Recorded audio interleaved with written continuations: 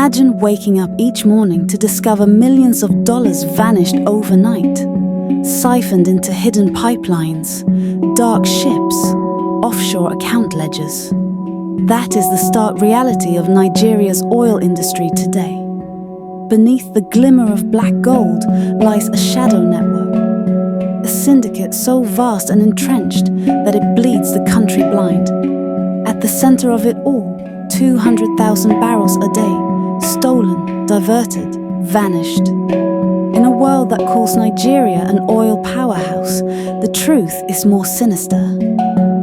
Nigeria is a victim, bleeding billions, while the architects of the theft smile in boardrooms and offshore havens. This is the story, narrated like a documentary, chapter by chapter, of how Nigeria's oil wealth is being hollowed from within. Who is behind it? How it persists? Who pays the real cost, and whether there is a way out? Don't forget to hit subscribe and ring the bell. This is Africa Lalus, and we're just getting started.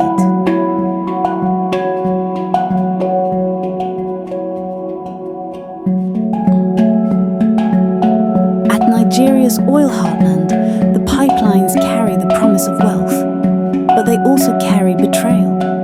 From the Niger Delta's mangrove waterways to deep offshore rises, crude is routinely tapped, rerouted, diluted, and smuggled. According to Senator Ned Nwoko, chair of the Senate Ad Hoc Committee on Crude Oil Theft, Nigeria loses about 200,000 barrels daily to theft and pipeline sabotage. In an earlier report, Nigeria's national oil company acknowledged similar figures, warning that such losses amount to over $13 million a day, or nearly $4.8 billion annually, depending on global oil prices. How does the theft happen? Methods include hot tapping, drilling an illicit branch into a live pipeline, and cold tapping, tapping unused lines. Local syndicates, security insiders, and even oil company insiders coordinate operations. In 2024, industry analysts estimated Nigeria may lose between 200,000 and 400,000 barrels per day to theft, sabotage, and leaks. At key pipelines like the Trans-Niger, capacity approximately 180,000 barrels per day, bursts and illegal wells have been discovered. In one sweep in 2024, military forces found over 40 illegal wells tapping into the Trans-Niger route. Meanwhile, the Transforcados pipeline, spanning 87 kilometers underwater, carries over 200,000 to 240,000 barrels daily. A prime target. These routes become highways for thieves. Crude is diverted into clandestine storage tanks or secondary pipes, then sold domestically or across borders, often in collusion with complicit actors. If you're watching this, don't forget to subscribe to Africa Lalus.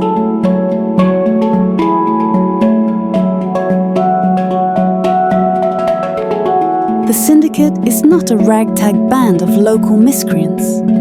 It's a layered network, local and international, operating with political cover, security complicity, and corporate blind eyes.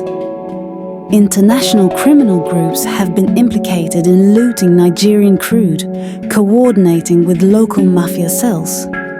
Within Nigeria, oil theft is often described as cellular, loosely connected yet structurally intertwined, involving oil company insiders, corrupt security personnel, militia groups, riverine intermediaries, and money launderers. The motion by Nigeria's House of Representatives cited that in 2021, all security agencies, regulatory bodies, and oil companies were complicit in allowing theft to go unchecked. One notorious scandal, the OPL 245 affair, exemplifies how licenses and contracts become fodder for corrupt deals. The bloc, rich in reserves, was awarded under shady circumstances, funneling nearly $1.1 billion to intermediaries instead of Nigeria's treasury. That case is a microcosm of how contracts, licensing, and state agencies intersect with the syndicate's reach. Meanwhile, attempts by government to clamp down, via reforms or security operations, often run into obstruction. Legal loopholes, weak oversight, and bureaucratic inertia allow the syndicate to operate. The narrative of pipeline theft, almost eliminated by NNPC in 2025, is contested, with many analysts arguing that theft has simply moved underground or shifted tactics. Keep watching and hit subscribe to Africa Lalus.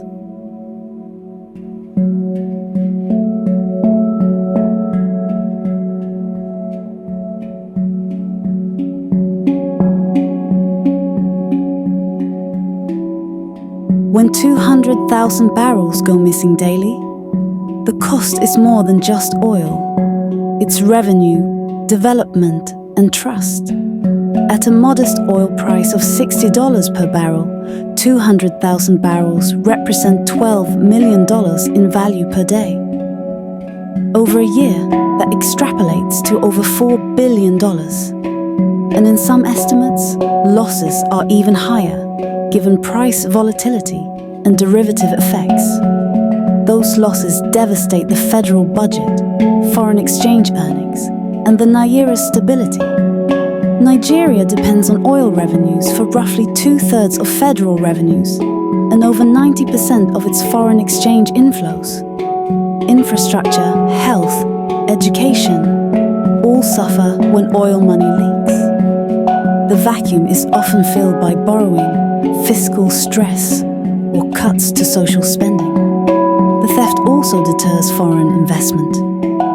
International oil firms demand stability and certainty.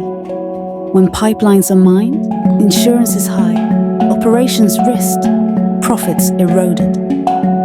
Many have scaled back or exited onshore projects, citing security and theft risks.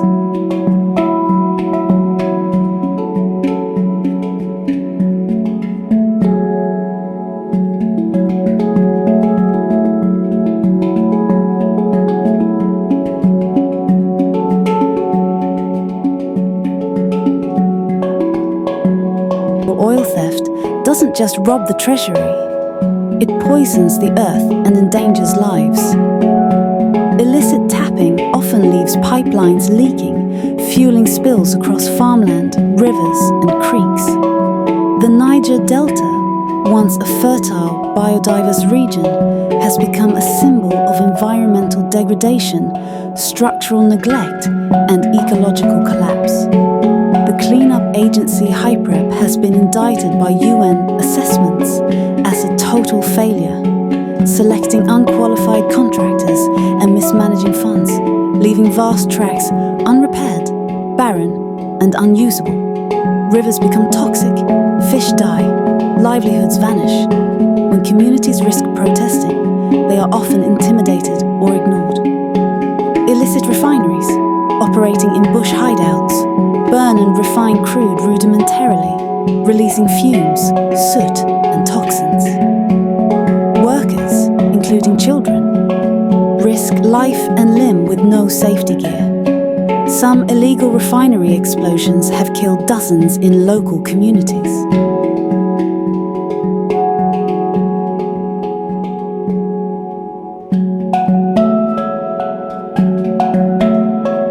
Faced with mounting pressure, Nigeria has launched several countermeasures. Operation Delta Sanity, OPDS, coordinated by the Nigerian Navy and petroleum agencies, employs drones, gunboats, surveillance, and military assets to clamp down on theft. In December 2024, the government affirmed its intention to hit 3 million barrels per day production, citing OPDS as a pillar. In August 2025, NPC claimed that pipeline theft is nearly eliminated, stating that nearly 100% of oil reaches export terminals, crediting coordinated security measures. In parallel, Nigeria began to divest some onshore assets, attracting over $5.5 billion in investment in recent months. And the government says that about 200,000 barrels per day extra capacity has come online. Yet critics warn these claims mask relocation of theft methods. The Syndicate adapts, shifting to maritime theft, bunkering off coasts, refined product smuggling, or cyber manipulation of metering data. Some analysts argue that theft is underground now, hidden in new channels. Legislative attempts include strengthening penalties, reforming regulatory bodies, and auditing oil revenues. But oversight agencies are weak, and many reforms exist on paper only. The House of Representatives in 2023 urged investigations, noting lost revenues and collusion across agencies. Therefore, while the headlines celebrate victories, the underworld evolves. If you want us to continue tracking the next moves, subscribe to Africa Lalus. Your eyes on the shadows.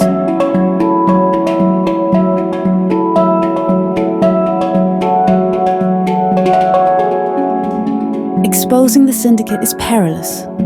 Whistleblowers, environmental activists, local journalists, they all risk harassment, threats, legal suits, or worse.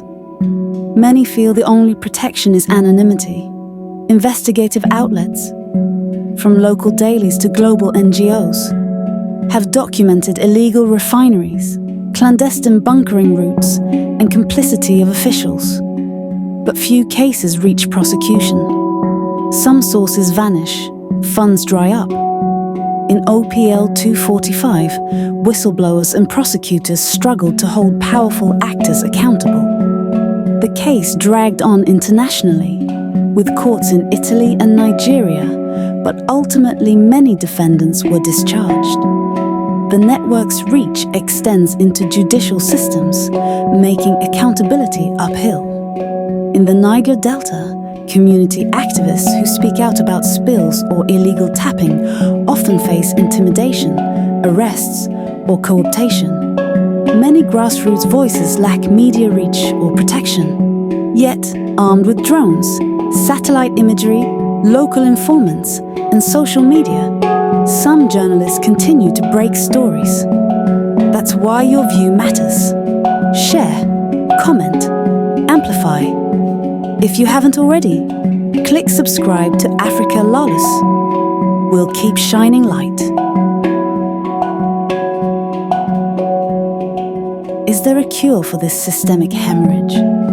Potential pathways exist, though they face resistance and complexity. Technology and transparency, real-time metering, satellite tracking, blockchain-based tracking of crude flows, digital audit trails.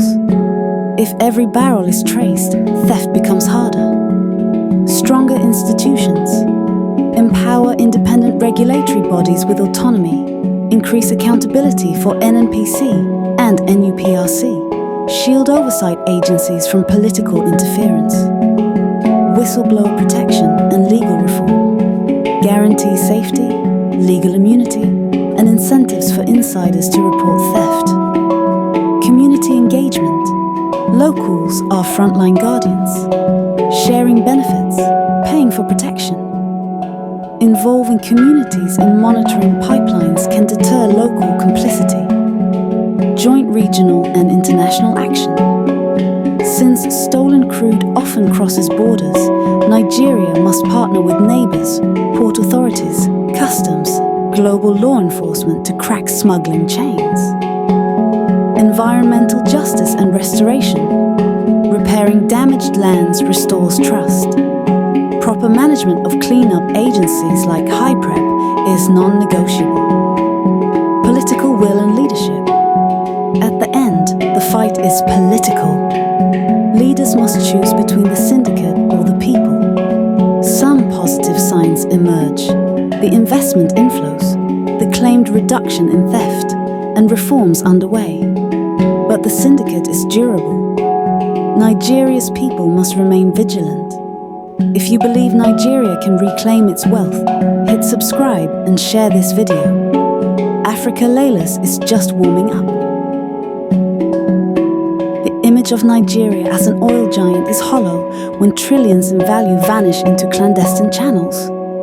The 200,000 barrels stolen each day represent lives unlived, roads unfixed, schools unfunded, dreams deferred.